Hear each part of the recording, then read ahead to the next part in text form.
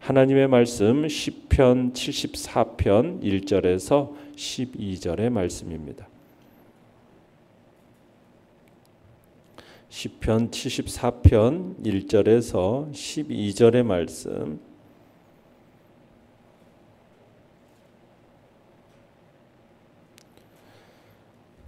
한 목소리로 같이 읽도록 하겠습니다. 시작. 하나님이여, 주께서 어찌하여 우리를 영원히 버리시나이까? 어찌하여 주께서 기르시는 양을 향하여 진노의 연기를 뿜으시나이까? 옛적부터 얻으시고 속량하사 주의 기업의 지파로 삼으신 주의 회중을 기억하시며 주께서 계시던 시온산도 생각하소서. 영구히 파멸된 곳을 향하여 주의 발을 옮겨 놓으소서. 원수가 성소에서 모든 악을 행하였나이다. 주의 대적이 주의 회중 가운데서 떠들며 자기들의 깃발을 세워 표적으로 삼았으니 그들은 마치 도끼를 들어 살림을 베는 사람 같으니이다. 이제 그들이 도끼와 철퇴로 성소의 모든 조각품을 쳐서 부수고 주의 성소를 불사르며 주의 이름이 계신 곳을 더럽혀 땅에 엎었나이다. 그들이 마음속으로 이르기를 우리가 그들을 진멸하자 하고 이 땅에 있는 모든 하나님의 모든 회당을 불살랐나이다. 우리의 표적은 보이지 아니하며 선지자도 더 이상 없으며 이런 일이 얼마나 오래는지 우리 중에 아는 자도 없나이다. 하나님이여, 대적이 언제까지 비방하겠으며 원수가 주의 이름을 영원히 능욕하리이까? 주께서 어찌하여 주의 손 곧 주의 오른손을 거두시나이까? 주의 품에서 손을 빼내시어 그들을 멸하소서. 하나님은 예로부터 나의 왕이시라. 사람에게 구원을 베푸셨나이다. 아멘. 오늘 말씀의 제목은 하나님의 임재를 구하라 라는 제목으로 말씀을 나눕니다. 오늘 시편 74편은 공동체 탄원시라고 불려지는데요. 주전 587년에 예루살렘이 바벨론에 의해서 함락이 되어지고 성전이 파괴되었습니다. 이 시인은 선민의 수도인 예루살렘이 바벨론의 침략으로 인해서 무참히 질밟혀지고 또 성전이 파괴되는 이 참담한 현실을 목도하고서 그런 상황을 허락하신 하나님께 탄원하는 거죠. 그리고 하나님의 언약의 근거에서 선민을 다시 회복시켜 주시기를 호소하는 시가 오늘 우리가 보게 되는 74편의 시입니다. 내용 관찰 문제 1번을 보시면 시인은 이스라엘이 하나님께 버림받은 상황을 어떻게 묘사하고 있습니까? 자, 이스라엘을 가장 고통스럽게 한 것은 전쟁에서 재산을 빼앗기고 끌려가는 현실이 아니라 주의 백성으로서 선택받은 자신들을 향해서 하나님이 버리셨다. 하나님이 버리셨다라는 이 느낌이 굉장히 그들에게 있어서는 고통스러운 것이었어요. 그것을 하나님께서 진노의 연기를 뿜으시는 것으로 묘사하고 있는 것을 보게 되는데요. 1절을 다시 한번 읽어보겠습니다. 시작. 하나님이여, 주께서 어찌하여 우리를 영원히 버리시나이까? 어찌하여 주께서 기르시는 양을 향하여 진노의 연기를 뿜으시나이까? 지금 이 시인이 하나님을 향하여 어찌하여 이렇게 하는 것은 원망의 말이 아닙니다.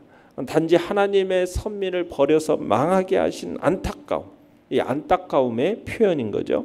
그러니까 시인은 자신들이 이미 버림받았고 그 상태가 영원까지 미칠지도 모른다는 어떤 불안감으로 인해서 하나님을 향해서 어찌하여 우리를 영원히 버리시나이까? 라고 하면서 처절하게 부르짖고 있는 겁니다.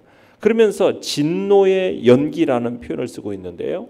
이 진노의 연기는 마치 이걸 형상화시킨 건데요. 코에서 뜨거운 이 콧김이 나오는 것을 형상화시킨 이 단어가 바로 진노의 연기입니다. 마치 우리가 화가 그냥 너무 나면은 코에서 뜨거운 콧김이 나오는 것처럼, 그런 것처럼 이 진노를 콧김에 빗대어서 지금 표현하고 있는 겁니다. 그러니까 사람이 막 극도로 경노를 하면 막 콧구멍이 팽창하고 더운 콧김이 나오는 그런 현상을 관계되어 있는 겁니다. 그래서 시인은 이를 하나님께 대입시켜서 마치 백성들에게 하나님의 분노가 극에 달해서 상황이 지금 걷잡을 수 없도록 악화되고 있음을 은유적으로 표현하고 있는 것이 바로 진노의 연기입니다. 그것을 지금 내뿜고 있다. 지금 이렇게 표현하고 있는 거죠. 자, 그다음에 2절을 읽어보겠습니다. 2절입니다. 시작.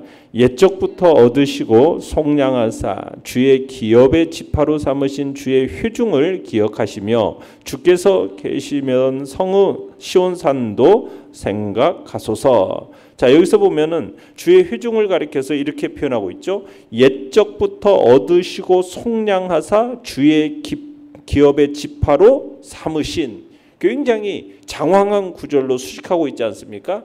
그만큼 회중과 하나님과의 이 유대 관계가 굉장히 밀접한 관계임을 이런 강조하기 위해서 이렇게 수식하고 있는 겁니다. 그리고 시온산은 어떤 산입니까? 하나님께서 자기 이름을 두시려고 특별히 택하신 예루살렘, 하나님의 임재의 상징적 처소였던 예루살렘 성전을 나타내는 표현이 바로 이 시온산이에요. 그런데 시온산이 지금 어떻게 된 겁니까? 바벨론의 침략으로 인해서 무너져 버렸어요. 그렇지만 하나님께서 과거 당신의 백성들과 교제를 나누셨던 이 예루살렘 성전을 어떻게 해달라고요? 생각해달라고. 생각해달라는 얘기는 뭐예요? 다시 당신의 백성에게 자비를 베푸셔서 그들을 회복시켜달라고 지금 이렇게 간구하고 있는 것입니다.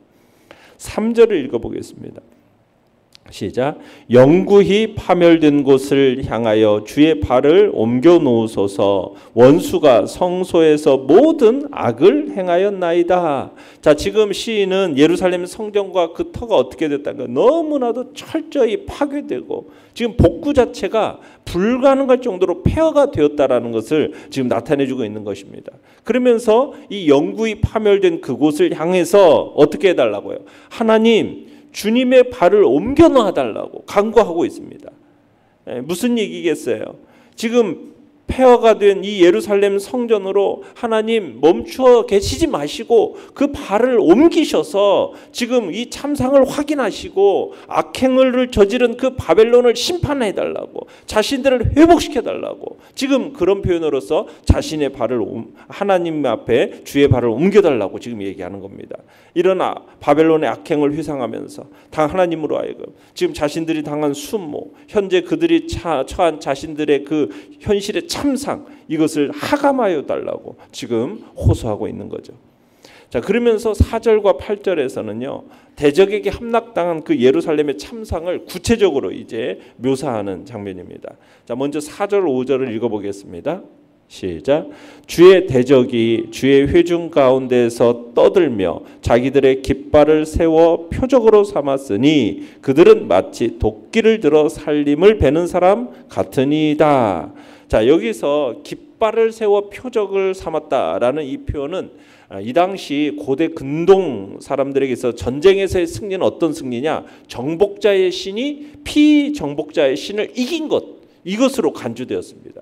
그래서 정복자들이 주로 이 피정복자들의 신전에다가 자신들의 신을 상징하는 깃발을 꽂았어요. 깃발을. 그래서 파괴된 이 성전의 털에 지금 뭐예요? 이방신을 상징하는 여러 깃발들이 나부끼고 있음을 묘사하고 있는 겁니다. 그러니까 시인은 당시 이방인들에 의해서 처절하게 짓밟혀 있는 예루살렘의 참상을 보다 생생하게 전하고 있는 거죠. 그러면서 뭐라고 해요? 마치 도끼를 들어서 살림을 베는 사람 같다. 벌목꾼들이 나무를 도끼로 내리치듯이, 내리쳐서 찍듯이 지금 미약해질 대로 미약해진 이스라엘 백성들을 향해서 지금 거침없이 악을 행해서 그들을 완전히 무너뜨리려는 자들로 지금 이런 대적들을 실제적으로 묘사하고 있는 거죠. 자, 내용 관찰 문제 2번을 보시면, 자, 이스라엘은 이방인에게 어떤 고통을 당하고 있습니까? 자, 하나님의 임재의 상징적 처소라고 할 수 있는 성전에 대해서 원수들이 저지른 그 악행, 이걸 집중적으로 지적을 합니다. 자, 6절로 8절을 읽어보겠습니다. 시작. 이제 그들이 도끼와 철퇴로 성소의 모든 조각품을 쳐서 부수고 주의 성소를 불사르며 주의 이름이 계신 곳을 더럽혀 땅에 엎었나이다. 그들이 마음속으로 이르기를 우리가 그들을 진멸하자 하고 이 땅에 있는 하나님의 모든 회당을 불살랐나이다. 지금 바벨론 군대가 성소의 모든 조각품을 어떻게 했대요? 파괴했다라는 겁니다. 여기서 말하는 조각품은 예루살렘 성전의 내외소 이 사면 벽에 장식되어져 있던 그룹, 또 종려, 그리고 핀꽃 장식 이런 것들을 가리킵니다. 그러니까 예루살렘 땅에 있는 성소에다 또 어떻게 했어요? 불을 던졌다고죠. 불을 던져서 성소를 불태워버리는 잔악한 행위를 저지릅니다. 또 이런 성전 파괴가 전쟁 중에 이루어진 우발적인 사건이 아니었다라는 거예요. 이스라엘의 하나님이신 여호와를 업신여기는 마음에서 비롯된 행동이었다라는 거죠. 그들이 뭐예요? 마음속으로 우리가 그들을 침멸하자. 단순한 침략을 넘어서서 지금 업신여기는 마음에서 지금 비롯된 행동들입니다. 그러니까 단순한 침략을 넘어서 성전을 파괴하고 하나님의 백성들을 진멸하면서 여호와 하나님을 멸시하고 노골적으로 도전하는 어떤 그런 대적들의 의지가 선명하게 드러나고 있는 겁니다. 10절을 또 읽어보겠습니다. 시작. 하나님이여 대적이 언제까지 비방하겠으며 원수가 주의 이름을 영원히 능욕하리이까. 지금 성전 등 하나님의 백성들의 예배 처소를 파괴해서 하나님을 모욕할 뿐만 아니라 이스라엘 백성들을 조롱하고 학대하는 것. 이 원수가 지금 현재 주님의 이름을 능욕하고 있는 거죠. 비방하고 하나님의 이름을 능욕하는 그런 일로 인해서 고통당하고 있는 이스라엘의 현실을 보여주고 있는 겁니다. 연구와 묵상 문제 3번입니다. 시인에게 이방인의 침략보다 하나님의 부재가 더 큰 고통인 이유는 무엇입니까? 자, 하나님의 부재라는 이 표현은 9절을 한번 읽어보도록 하겠습니다. 9절 시작. 우리의 표적은 보이지 아니하며 선지자도 더 이상 없으며 이런 일이 얼마나 오래는지 우리 중에 아는 자도 없나이다. 자, 이스라엘에게 있어서 선지자라는 존재는 어떤 존재입니까? 하나님의 말씀을 대변하는 대언자입니다. 선지자는 하나님께서 앞으로 하실 일에 대해서 경고하는 자입니다. 하나님이 선택해서 세운 사람이죠. 그래서 하나님의 말씀을 선포하는 자입니다. 하나님의 뜻과 계획을 가르치는 자예요. 이런 사람, 선지자가 있다라는 것은 이스라엘에 있어 축복이었어요.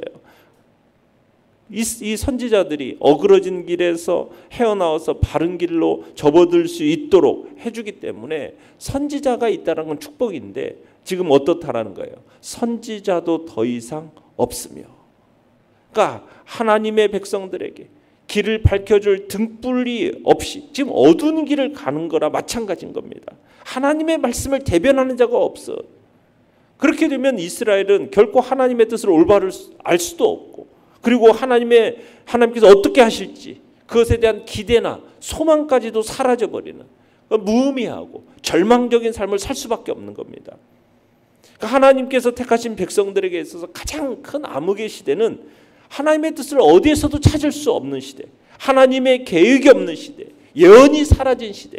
그게 바로 가장 큰 암흑의 시대고 그게 바로 하나님의 부재, 하나님의 부재가 얼마나 이 하나님의 백성들에게 있어서 고통인지를 보여주는 겁니다. 그러니까 선지자가 없다라는 것은 하나님이 지금 그 시대 속에서 아무런 말씀도 하지 않고 참으로 침묵하는 그런 부재의 시대를 보여주는 거예요. 자, 그러면서 이런 일이 얼마나 오래는지 우리 중에 아는 자도 없어요. 지금 탄식을 통해 절망적인 상황을 더욱 심화시키고 있는 거죠. 여러분 아무리 어려운 시련에 직면한다 할지라도 그것이 잠깐이다라면 그 능히 감당할 수 있잖아요. 또 그 고난이 상당 기간 지속된다 한다 할지라도 그 끝이 어딘지 이것이 안다면은 그것에 대한 각오와 준비를 할 수 있는 거 아니겠어요? 그리고서는 장차 있을 그런 회복과 삶에 대한 새 희망이 있기 때문에 적극적으로 그 고난과 시련을 상대할 수 있는 거거든요. 그런데 그 끝이 어딘지를 모른다. 그 고난과 시련의 터널이 언제 끝날지 모른다라는 것은 굉장히 당혹스러우면서 사람으로 하여금 회의적인 생각, 절망적인 생각을 심어주고 결국은 그 사람을 점점 쇠약하게 만들어서 무능하게 만들어버리는 것이거든요. 그런데 하나님의 말씀을 깨우쳐주고 하나님의 뜻과 계획을 대변해줄 이 하나님의 선지자가 없다라는 거예요. 이스라엘에. 그러니 고난과 시련의 터널이 언제 어떻게 끝나게 될지도 도무지 알 길이 없어요. 그러니 이것이 사람에게 고통을 가중시켜주게 되고 그들 스스로는 포기하고 절망에 빠뜨릴 정도로 지금 심각한 위기를 초래하고 있는 것입니다. 자, 11절 한번 읽어보겠습니다. 11절. 시작. 주께서 어찌하여 주의 손 곧 주의 오른손을 거두시나이까 주의 품에서 손을 빼내시어 그들을 멸하소서. 성경에서 오른손이라는 것은 능력을 상징하는 손이거든요. 그러니까 하나님께서 오른손을 거두셨다라는 것은 뭐겠어요? 하나님께서 선민을 구원하기 위해서 지금 아무런 행동도 하지 않으셨다라는 말이에요. 그래서 오히려 뭐예요? 오른손을 거두어 들여서 팔짱 끼고 있다라는 거죠. 그 하나님께서 팔짱 끼고 계신 것처럼 느껴지는 거예요. 그래서 하나님께 어찌하여 당신의 백성을 구원하기 위해서 아무런 행동도 하지 않으시고 이렇게 침묵하십니까? 라고 지금 묻고 있는 거예요. 그러니까 시인은 지금 주께서 원수들이 하나님의 성소, 회당 다 파괴하고 하나님의 백성을 억압함에도 불구하고 하나님은 왜 팔짱 끼고 침묵하고 계십니까? 라고 하면서 어떻게 보면 반어법과 정치법을 막 사용하면서 자신의 지금 답답한 심정을 토로하고 있는 것입니다. 하나님의 침묵, 하나님의 부재, 이것은 정말 말할 수 없는 고통으로 다가오고 있는 거죠. 자, 느낀 점 4번을 보시면 하나님의 부재로 고통스러워하는 시인의 모습에서 무엇을 느낍니까? 지금 시인은 이스라엘을 회복을 위해서 사람이 할 수 있는 일 아무것도 없다라는 사실을 알고 있어요. 오직 하나님께서 주님의 회중과 시온산을 생각하심으로 다시 그들 가운데로 임재하실 때 이게 회복이 가능하다라는 것을 바로 시인은 알고 있는 겁니다. 그러니까 삶의 모든 문제에 대한 진정한 해결책은 어디에 있다라는 겁니까? 하나님의 임재 가운데 들어갈 때 그것을 느끼게 되고 그 문제의 해결점은 바로 하나님의 임재 속에 있는 겁니다. 하나님이 침묵하시고 부재하시면은 우리는 고통 속에서 절망 속에서 살아갈 수밖에 없는 거예요. 우리가 인생을 살다 보면 어찌하여라는 하나님께 탄원할 수밖에 없는 그런 상황을 만날 수 있습니다. 우리가 그런 상황을 만나지를 않기를 바라지만 우리의 연약함으로 인해서 그런 상황을 완전히 피할 수는 없어요. 우리가 그럴 때 어떤 태도, 어떤 게 바른 태도이겠느냐는 거예요. 그런 상황 속에서 우리가 절망만 하고 있어야 되겠느냐는 거죠. 아니라는 겁니다. 하나님은 우리에게 그런 상황을 허락하셨는지를 왜 허락하셨을까? 어찌하여? 우리는 한번 돌아봐야 돼요. 죄로 인한 것이라면 철저한 회개가 있어야 되고 하나님의 또 다른 목적이 있는 거라면 인내해야 되죠. 그리고 능력이 하나님께서 속히 자신을 건져주시기를 호소해야 되는 겁니다. 우리가 어찌하여 이렇게 탄식할 수밖에 없는 상황에서 하나님께 기도할 수 있다는 것은 오직 하나님의 백성된 우리만의 특권입니다. 우리가 하나님의 임재 가운데로 들어가서 그분의 말씀을 구하고 그분께 기도함으로써 이 탄식을 감사와 찬양으로 바꿔내는 그런 복된 자리에 우리 모두가 있기를 바랍니다. 하나님의 임재, 그분의 말씀과 기도 속에서 그분이 들려주시는 음성으로 우리의 부르짖는 그 기도가 하나님 안에서 이 모든 상황과 환경을 변화시키는 놀라운 역사의 도구임을 우리가 다시 한번 확인하면서 주님 앞에 어떤 못다도 하나님과의 관계 회복에 우선순위에 두는 복된 자리에 우리 모두가 있기를 간절히 바랍니다.